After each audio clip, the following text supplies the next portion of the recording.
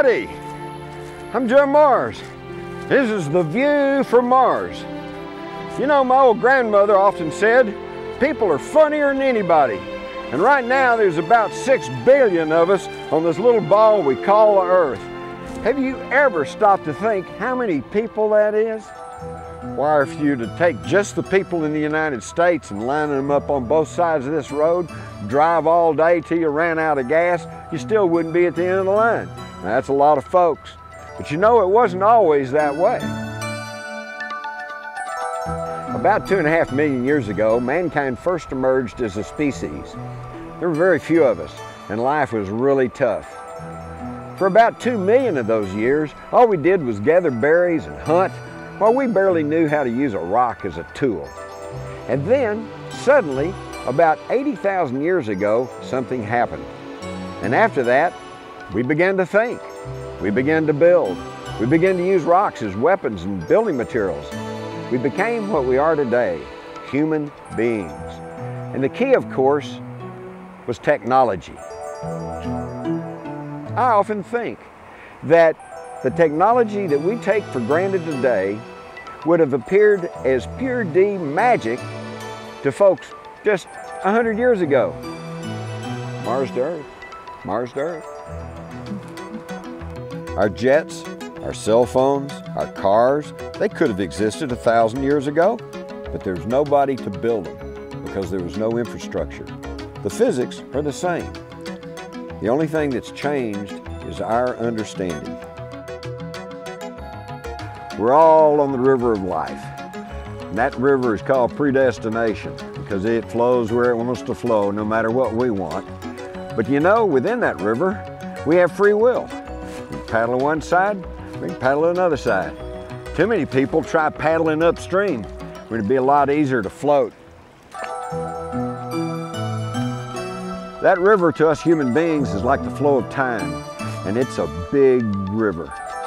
We know there are people behind us, and there's probably people up ahead of us. So why should we assume that we're the only ones on the river? And as little as 200 years ago, going from the East Coast to the West Coast would have taken several months. Today, you can have breakfast in New York and lunch in San Francisco. How quickly things changed. We view the vastness of outer space and we see it as an uncrossable barrier. But isn't that how our great-great-grandfathers felt? And look how quickly that changed. You know, it's funny. We on Earth are like on an island. Everywhere we look, there's just space. So we assume we're the only ones around. When Christopher Columbus went looking for a trade route to India, he bumped into America. That's why the Indians are called, well, Indians. What he found was the world was a really big place. You know what? The universe is even bigger.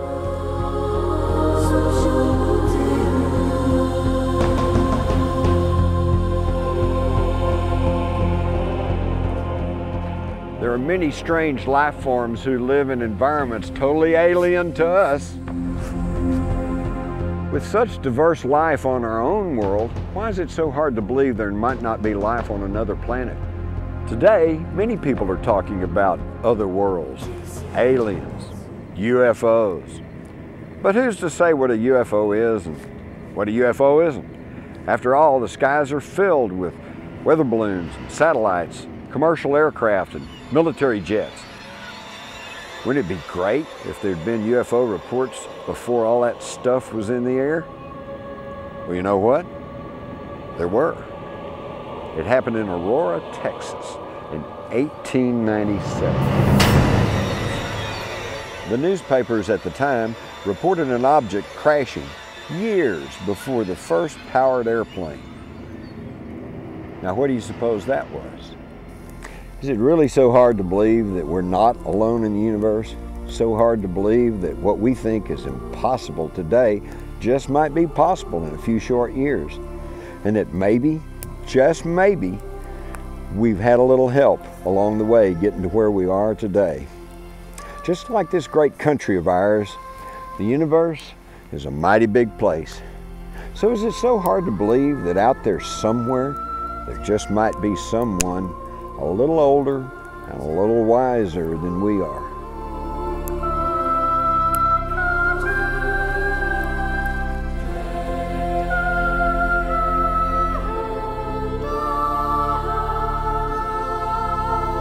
I'm Jim Marrs, and this is The View from Mars.